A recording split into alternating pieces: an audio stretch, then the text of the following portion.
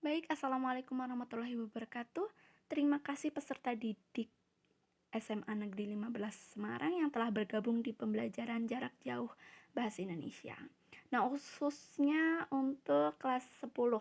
Perkenalkan, nama saya Meli Alvina, panggil saja Bu Mel. Sebagai mahasiswa praktikan dari Universitas Negeri Semarang yang bertugas membantu Bu Ina mengajar bahasa Indonesia. Nah, untuk 1 bulan ke depan, semoga saya dapat membantu pembelajaran kalian ya dengan semangat walaupun PJJ dan tidak bertemu. Nah, kemarin sudah mempelajari teks anekdot sampai strukturnya ya. Alangkah lebih baiknya kita berdoa menurut agama dan kepercayaan masing-masing. Berdoa dimulai.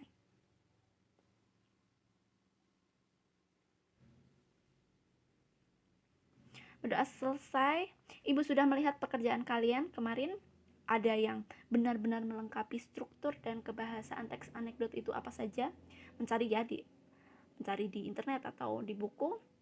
Ada juga yang hanya sekadar mencari teks kemudian strukturnya itu apa saja. Tidak apa-apa, tidak masalah. Ibu ingin membahas lebih lengkap lagi materi teks anekdot ini. Maka dari itu jangan skip-skip ya anak-anak. Untuk langsung saja, pertama kalian juga pasti sudah membaca teks di halaman 81 buku teks ya. Dosen yang juga menjadi pejabat. Sudah. Itu jelas teks anekdot ya. Langsung saja. Pengertian teks anekdot itu apa sih? Teks anekdot itu fungsinya katanya tuh mengkritik, tetapi tidak dengan bahasa yang kasar dan menyakitkan. Nah, anekdot ini ceritanya cerita singkat, menarik, lucu, dan mengesankan. Isinya yaitu mengangkat dari kehidupan nyata seorang tokoh masyarakat, atau seseorang, atau masalah yang terkenal di tempat itu misal. Dan cerita kejadian nyata ini dibungkus dengan suatu rekaan. Jadi nama tokohnya, kemudian tempatnya, itu hasil-hasil rekaan. Nama tokohnya pasti tidak mungkin ditulis dengan gamblang ya. Ini tokoh A, tokoh B, seperti itu. Nah, simpulannya teks anekdot itu apa? Cerita lucu yang digunakan untuk menyampaikan kritik kepada pihak tertentu dengan cara yang tidak kasar dan menyakitkan. Karena ada unsur humornya ya. Nah, karena bertujuan untuk menyampaikan kritik, anekdot seringkali terinspirasi dari kehidupan nyata dari tokoh-tokoh masyarakat yang terkenal di saat itu. Kemudian ciri-cirinya kalian sudah tahu ya, ada 2 nih, humor dan menghibur. Jelas menghibur, karena isinya lucu, menarik, dan menggelitik. Memuat apa sih? Memuat kritik. Kritiknya untuk pihak-pihak tertentu di kehidupan nyata, tokoh-tokoh tertentu di kehidupan nyata, seperti itu. Tokoh yang terkenal pada saat itu yang ingin kalian kritik itu siapa, kemudian dibalut dengan rekaan dan unsur-unsur yang menghibur. Itu teks anekdot ya. Isinya jelas humor dan kritik. Nah, kita analisis yuk. Dosen yang juga menjadi pejabat. Ide dari masalah teks itu apa sih? Dosen yang merangkap menjadi pejabat. Unsur humornya di mana? Di kalimat penutup. Kalian bisa lihat ketika Tono menjelaskan kepada si Udin. Apa sih? Kenapa sih dosen itu selalu berdiri ketika mengajar, tidak mau duduk? Kenapa? Unsur humornya apa? Karena dosen ini tidak ingin tempat duduknya diduduki oleh orang lain. Nah, kritik yang disampaikan yaitu kritik para pejabat yang takut kehilangan jabatannya atau tidak mau digantikan oleh pejabat baru. Itu baru kritik ya. Tapi ada unsur humornya? Tidak ada. Selanjutnya, apa sih bedanya teks anekdot dengan humor? Humor ya hanya lucu-lucuan. Tapi ada kritiknya enggak? Tidak. Kita bahas yuk. Nah, ide cerita dari anekdot itu ada di peristiwa nyata yang dibalut menjadi rekaan. Kemudian humor, jelas rekaan. Ada di kehidupan nyata? Tidak. Kemudian isinya, ada masalah di menyangkut orang banyak? ada kalau anekdot. Kalau humor, tidak. Kemudian fungsi komunikasinya. Anekdot ada kritiknya, sindiran ada. Mengkritik pejabat tadi. Kemudian humor, fungsi komunikasinya hanya untuk menghibur. Ada unsur kritik? Tidak. Makna tersirat dari anekdot ada. Menyadarkan para pejabat agar ketika masa jabatannya habis, mereka bersedia untuk turun jabatan dan siap digantikan oleh orang lain. Itu makna tersirat dari anekdot. Kemudian makna tersirat dari humor ada tidak? Tidak ada. Tidak ada yang ingin disampaikan dalam humor surat cinta tukang buah kepada tukang sayur. Yuk selanjutnya. Strukturnya yang sudah kalian identifikasi kemarin ya. Kalian sudah melengkapi materinya. Apa saja strukturnya? Abstraksi.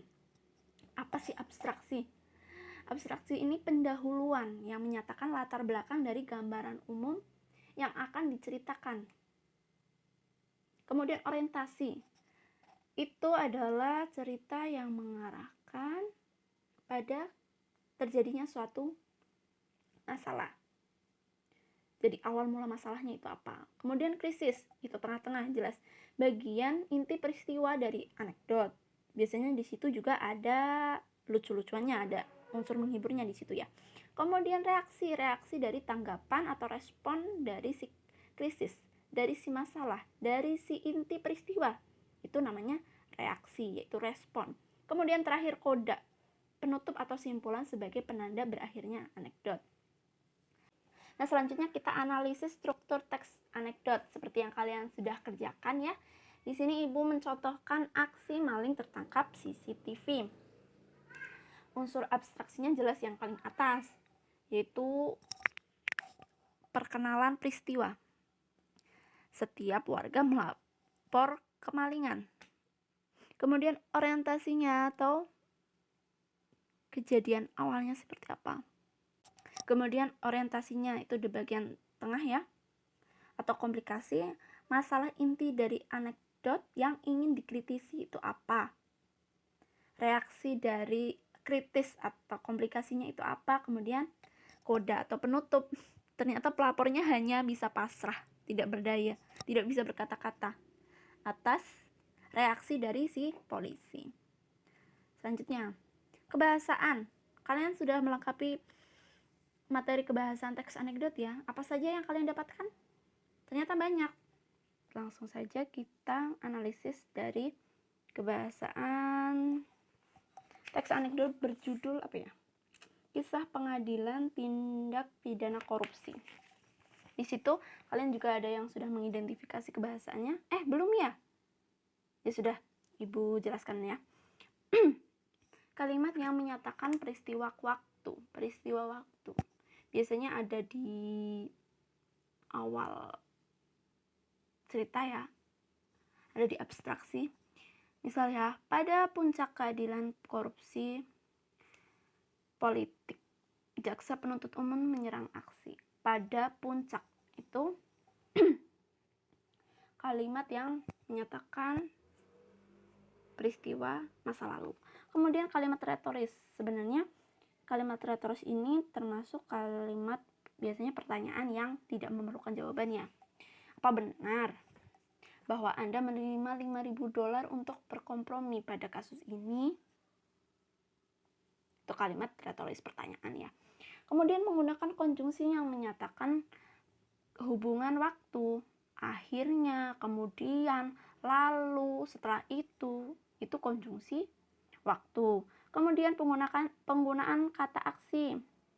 Aksi itu berarti kegiatan atau kalau bahasa Inggrisnya apa sih?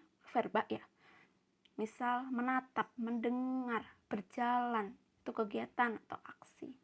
Kemudian penggunaan kalimat perintah. Pak, tolong jawab pertanyaan jasa. Itu perintah kan?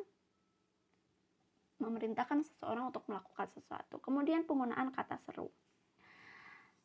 Nah, cara menulis atau cara menyusun teks anekdot. Yang pertama, kita harus menentukan topik anekdot. Kemudian merumuskan tujuan. Selanjutnya menghadirkan tokoh dan latar. Itu biasanya unsurnya rekaan ya. Kemudian melengkapi struktur teks anekdot. Juga kita tidak lupa untuk memperhatikan ketepatan penggunaan bahasa. Penggunaan bahasanya sudah tadi ya dijelaskan. Kemudian selanjutnya memberikan judul. Tidak apa-apa, judul itu terakhir tidak apa-apa. Biasanya kalau teks-teks seperti itu, teks di bahasa Indonesia, kita menulis kerangkanya, kemudian sudah selesai baru kita pikirkan judulnya itu apa. Biasanya seperti itu ya kalau cerpen dan lain-lain. Selanjutnya, tugas individu.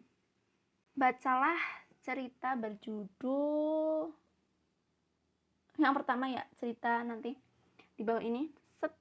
Mana? Nah, ini. Cerita ini. Bacalah cerita itu, kemudian tuliskanlah struktur teks anekdot dalam cerita itu. Seperti kemarin ya, kalian sudah mencari analisis struktur teks anekdot, tapi sekarang kalian analisis sendiri dari teks yang ibu sampaikan tadi ini.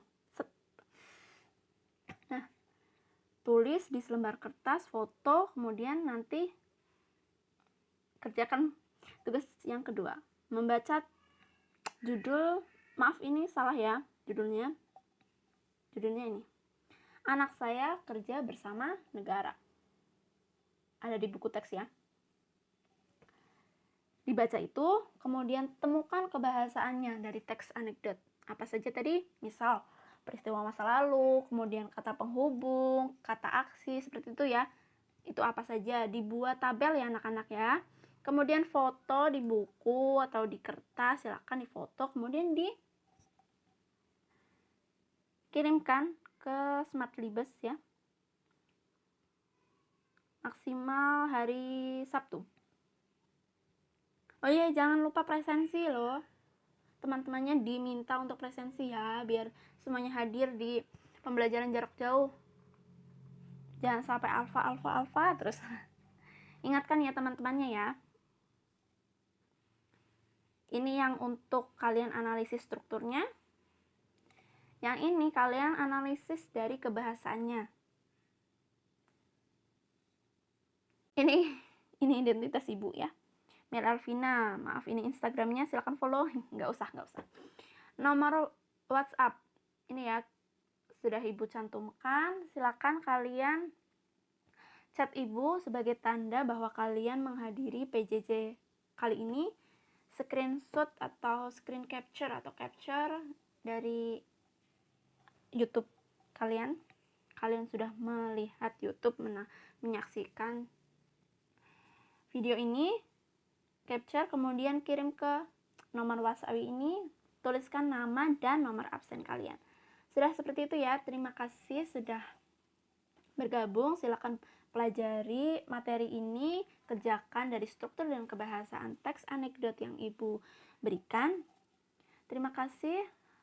Ibu akhiri ya. Wassalamualaikum warahmatullahi wabarakatuh. Mohon maaf apabila ada tutur kata yang kurang berkenan. Terima kasih.